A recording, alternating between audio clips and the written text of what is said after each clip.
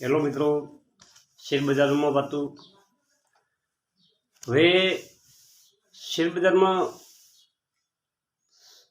સાચા સમયે તમે જો ઇન્વેસ્ટ કરી નાખો તો પૈસા બની જાય. અને પૈસા બનાવવા માટે તમારે રાહ જોવી પડે, ધીરજ રાખવી પડે, તો મોટી રકમ બને. આપણે રેલવે અને ડિફેન્સ સેક્ટરના છેલ્લા 3-4 મહિનાથી સતત વિડીયો બનાવે. રેલવે સેક્ટરના શેરો જે શરૂઆતનો વિડીયો બનાવ્યો એના પછી ડબલ પૈસા ઘણા થઈ ગયા. કાલે મારે એક કઝિન આરપીએલના 167 રૂપિયામાં પહેલાં મારા વિડીયોથી અને શેર લીધા હતા 800 શેર. કાલે 20% સર્કિટ લાગી, એના પૈસા ડબલ થઈ ગયા. ઘણા મિત્રોને ફાયદો થયો હશે. તમે કોમેન્ટ કરીને કહો કે ના કહો. જેણે ઇન્વેસ્ટમેન્ટ કર્યું છે એ બધાને ફાયદો થયો છે. આપણે સતત railway sector, defence sector, renewable energy, chemicals, આ કંપનીઓના ખૂબ વિડીયો બનાવ્યા છે. સારી સારી કંપનીઓના વિડીયો બનાવ્યા છે. અને મારે તો ખાસ કહેવાનું છે કે તમે એક લિસ્ટ બનાવો. જે કંપનીનો વિડીયો બને, બીજેથી તમને કોઈ સારી કંપની સજેશન થાય, એ કંપનીઓ તમે લખો. લખ્યા પછી તમારી રીતે એનાલિસ કરો અને એમાંથી કંપનીઓ ચૂની અને ટોપ મોસ્ટ કંપનીઓ કાઢો અને સાચા સમયે એ કંપનીઓમાં ઇન્વેસ્ટ કરો. અને લાંબો સમય તમે જેટલું રોકાણ કરી શકો એટલું જ રોકાણ કરો મિત્રો, જેથી તમે પૈસા બનાવી શકો. આ સમય છે ઇન્ડિયાનો. ઇન્ડિયા તમે જોજો, રેલવે સેક્ટર ભારતનું એવું બનશે કે ગઈ દિવાળી ઉપર જે સુરતમાં રેલવેમાં ચડવામાં ધક્કામુક્કી થઈ હતી અને 2-4 માણસો મરી ગયા હતા. સરકારે એવું ડિસિઝન લીધું છે કે કોઈને કન્ફર્મ ટિકિટની રાહ ના જોવી પડે. તમે ટિકિટ જેની માગો એની ટિકિટ તમને મળી જાય અને તમને એ ગંતવ્ય સ્થળે પહોંચી જશો. એક રેલની જરૂર પડશે તો એક મૂકશે અને 5 મિનિટની જરૂર પડશે તો અહીંયા 5 દોડાવશે. આટલો વિકાસ કરવાનો. 309 વંદે ભારત ટ્રેન દોડાવવાનો સરકારનું ડિસિઝન છે. તો પછી આ બધા વિકાસ તો કરવા જ પડશે, એને ફંડ આપવું પડશે. હવે આપણે જે શેરોની વાત કરવી છે એની વાત કરીએ કે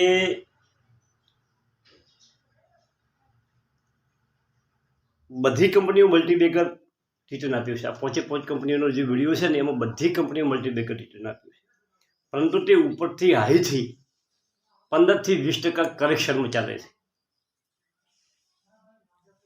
એના ફંડામેન્ટ બહુ મજબૂત છે અને લાંબા જેવો સમય તમે એમાં નિવેશ કરી શકો તો તમારું ગજબનું રિટર્ન તમને મળી શકે એવી છે. એ કંપનીનો બિઝનેસ, એના ફંડામેન્ટ, એનો પ્રોફિટ ગ્રોથ, એનો સેલ ગ્રોથ સુપરમાં સુપર છે. લાંબા સમય માટે સ્ટોક લીધો હોય અને ધારો કે તમને કોઈ કરેક્શન આવે તો તમને કોઈ ફેર પડતો નથી. અને મેં જે 10 વર્ષ, 15 વર્ષ, 20 વર્ષ મારા પોર્ટફોલિયોમાં જે કંપનીઓ મેં રાખી છે એ કેટલીય વખત ઉપર ગઈ, નીચે આવી, ઉપર ગઈ, બોનસ આપ્યા, પ્રિન્ટ કર્યા, આ બધા લાભો લીધા છે, ડિવિડન્ડ આપ્યા. મિત્રો, આ બધું તમે લાંબા સમય માટે મેળવી શકો છો. અને કોઈ ટૂંકા ગાળામાં લીધા હોય અને ટૂંકા ગાળામાં તમારો 20-25% પ્રોફિટનો તમને ટાર્ગેટ હોય અને તે એ અચીવ થાય તો પછી ઘણી લાલચ કરવી નહીં. જેને ટૂંકા ગાળામાં લીધા હોય અને એને 25%-30% મળી જતા હોય તો એને નફો બુક કરી દેવો. વળી પાછું શેરમાં કરેક્શન આવે છે અને વળી પાછું ઉપર જાય છે. લાંબા સમયવાળાને ચિંતા નહીં, ટૂંકા સમયવાળાને આ પ્રોફિટ બુક કરી દેવું જોઈએ. હવે પહેલો શેર છે હિમાંદ્રી સ્પેશિયલ કેમિકલ. મિત્રો, એ કંપનીના ન્યૂઝ છે કે કંપની કેમિકલમાં સારું કામ કરી રહી છે.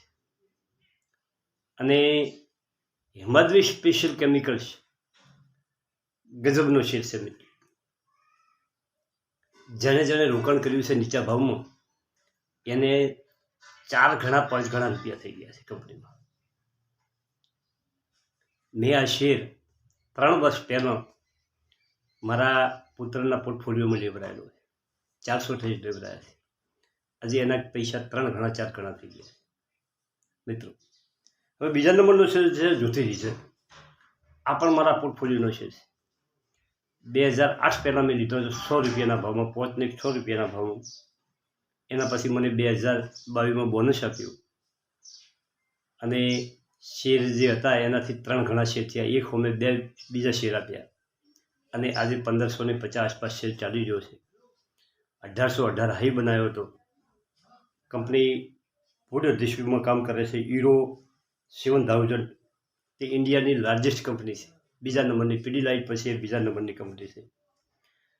આ સ્ટોક એના હાઈથી 32% નીચે ચાલી ગયો છે. ઓના પછી ત્રીજો ક્વાર્ટરનું પરિણામ ડિસેમ્બર સુધીનું આવે અને એ પરિણામમાં સારું જો એને પ્રોફિટ અને ગ્રોથ જળવાઈ રહે તો તમે 100% એમાં રોકાણ કરી શકો છો. તમારે રાહ જોવી હોય તો તમે થોડાક દિવસ રાહ જોઈ શકો છો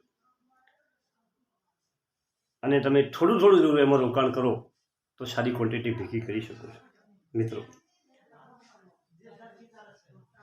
આરઓઈ આરસીઓ 50%થી ઉપર છે. કંપની ઉપર કોઈ દેવું નથી. તેનો પીએચ ઉપર છે અને સારામાં સારી કંપની છે.